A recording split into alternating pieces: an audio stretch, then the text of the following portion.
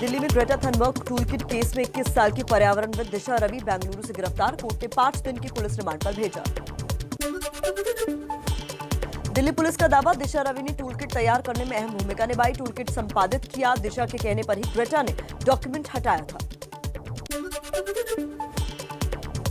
संयुक्त किसान मोर्चा ने टूलकिट मामले में दिशा रवि की गिरफ्तारी की निंदा की। सरकार से बिना शर्त दिशा की रिहाई की मांग की। दिशा रवि की गिरफ्तारी पर कांग्रेस नेता आनंद शर्मा ने भी उठाए सवाल। कहा, दिशा की गिरफ्तारी दुर्भाग्यपूर्ण और चौंकाने वाली है। बिना किसी अपराध की हिरासत में पूछताछ ठीक नहीं। करनाल में 26 जनवरी की हिंसा पर बोले किसान नेता राकेश टिकैत। कहा, उस दिन तो लगा सब निपटा दिया गया, लेकिन ऊपर वाले की मेहरबानी से लोग फिर जुड़े। यूपी के बिजनौर में कांग्रेस की महापंचायत। 8 पार्टी महासचिव प्रियंका गांधी किसानों को करेंगी संबोधित। जय जवान जय किसान के नारे के साथ कांग्रेस कर रही है महापंचायत। हरियाणा कांग्रेस की प्रदेश अध्यक्ष कुमारी शैलजा का सरकार पर आरोप। बोली, सरकार की जिद के कारण किसानों के बातचीत में गतिरोध बना हुआ है। राजस्थान के भरतपुर में किसान महापंचायत। आरएलडी नेता जयंत चौधरी और राज्य के चिकित्सा मंत्री सुभाष गर्ग हुए शामिल। बोले, कृषि कानूनों की वापसी तक जारी रहेगा आंदोलन। किसान नेता शिव कुमार कक्का का आपत्तिजनक बयान। कहा, सुप्रीम कोर्ट की अब वो गुणवत्ता नहीं रह गई। पूर्व सीजीआई के यौन शोषण मामले का भी जिक्र किया। पीएम मोदी का मिशन दक्षिण भारत, तमिलनाडु और केरल का किया दौरा। दोनों राज्यों में कुछ ही दिनों में होंगे विधानसभा चुनाव। चेन्नई में पीएम मोदी ने सेना के 118 स्वदेशी अर्जुन मार्क 1A टैंक सौंपे। कहा, तमिलनाडु बन रहा है टैंक निर्माण का हब। रक्षा क्षेत्र में भारत आत्मनिर्भर हो रहा है। पीएम मोदी ने चेन्नई मेट्रो रेल परियोजना के पहले चरण का शुभारंभ किया। कहा, नई परियोजनाओं से तेजी से होगा राज्य का विकास। प्रधानमंत्री मोदी ने केरल के कोच्चि में कई परियोजनाओं का शिलान्यास किया। कहा, कई विकास कार्य शुरू हो रहे हैं। इससे भारत के विकास को ऊर्जा मिलेगी। पश्चिम बंगाल में बीजेपी सांसद जगन्नाथ सरकार की गाड़ी को ट्रक ने मारी टक्कर। बाल बाल बचे सरकार। कहा, हत्या की कोशिश की गई। दिल्ली से बंगाल लौट रहे। आइए पश्चिम बंगाल की सियासत पर और नजर डाल लेते हैं। बंगाल तापस रॉय के बयान पर अधीर रंजन चौधरी का पलटवार। कहा, टीएमसी के अंदर डर पैदा हो गया है। तापस ने कहा था, लेफ्ट कांग्रेस बीजेपी को नहीं हरा सकती। तापस रॉय के बयान पर बोले बीजेपी प्रदेश अध्यक्ष दिलीप घोष। कहा, टीएमसी को लगता है कि वो अकेले बीजेपी का मुकाबला नहीं कर सकती, तो सभी मिलकर साथ आ जाएं। हम लड़ने के लिए तैयार हैं। बंगाल में बदलाव होगा। असम में कांग्रेस नेता राहुल गांधी का सरकार पर बड़ा हमला। कहा, हम दो हमारे दो, सुन लो चाहे कुछ भी हो जाए, सीएए लागू नहीं होगा। राहुल के बयान पर गुजरात के सीएम विजय रूपाणी ने बोला हमला। कहा, राहुल गांधी का बयान गुजरात के प्रति उनकी नफरत को दिखाता है। कांग्रेस नेता राहुल गांधी ने कहा था, असम में चाय के मजदूरों को 167 रुपए रोजाना मिलते हैं, वहीं गुजरात के व्यापारियों को पूरा बगीचा ही मिल जाता है। भाषण के दौरान चक्कर खाकर गिरे सीएम विजय रूपाणी। बीपी कम होने की वजह से तबीयत बिगड़ी। वडोदरा में महानगर पालिका के चुनाव प्रचार में गए थे। केंद्रीय मंत्री कैलाश चौधरी ने राहुल गांधी को निशाने पर लिया। कहा, राहुल ने राजस्थान की जनता के साथ धोखा किया। 10 दिन में किसानों का सारा कर्ज माफ करने को कहा था, लेकिन आज तक माफ नहीं हुआ।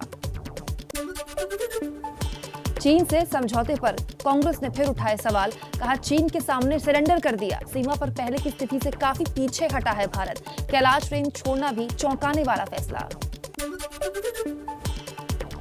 एबीपी न्यूज से बोले पूर्व सेना प्रमुख जनरल बीपी मलिक, समझौते के बाद ही चीन पीछे हटा है। समझौते को सरेंडर कहना गलत है। जरूरत पड़ने पर हम आगे भी जा सकते हैं। कांग्रेस के आरोप पर बीजेपी सांसद अनिल जैन का पलटवार। बोले, कांग्रेस लोगों को गुमराह कर रही है। नेहरू जी ने 1962 में 43,000 वर्ग किलोमीटर की जमीन चीन को दे दी थी। गृहमंत्री के सीएए लागू करने के बयान पर केरल के सीएम पिनरई विजयन बोले, केरल में कभी लागू नहीं होगा सीएए।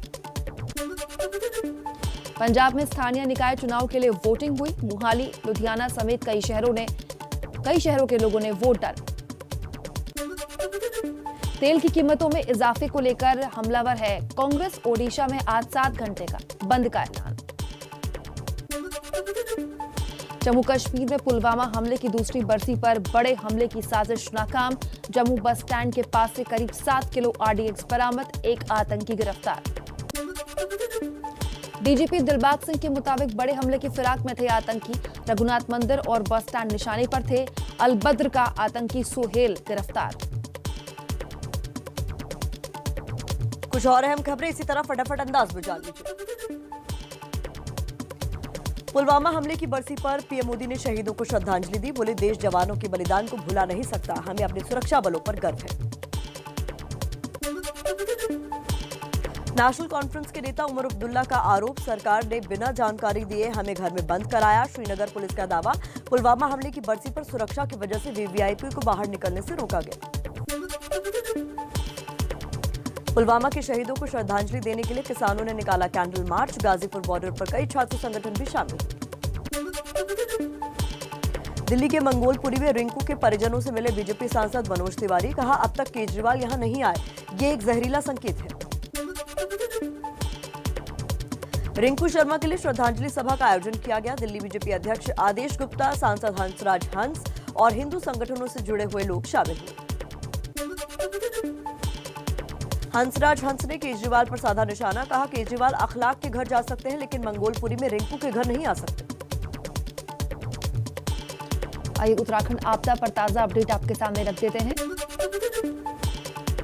उत्तराखंड आपदा से आई बाढ़ में लापता लोगों की तलाश अब भी जारी है। गायब लोगों को खोजने के लिए ITBP स्निफर डॉग्स की मदद ले रही है। उत्तराखंड त्रासदी में रेणी से 13 शव और मिले हैं। इनमें से 5 शव तपोवन टनल से बरामद हुए हैं। अब तक मरने वालों की संख्या 51 हो चुकी है। अब भी 154 लोग लापता हैं। उत्तराखंड के चमोली में 2 दिन तक बारिश होने का मौसम विभाग का अनुमान। हल्की बूंदाबांदी शुरू हो चुकी है। मौसम खराब हुआ तो रेस्क्यू के काम में दिक्कत आ सकती है। ऋषिगंगा नदी पर सेना ने लोगों की आवाजाही के लिए एक अस्थायी पुल का निर्माण किया। जब तक स्थायी पुल नहीं बन जाता, तब तक अस्थायी पुल का इस्तेमाल लोग कर सकते हैं।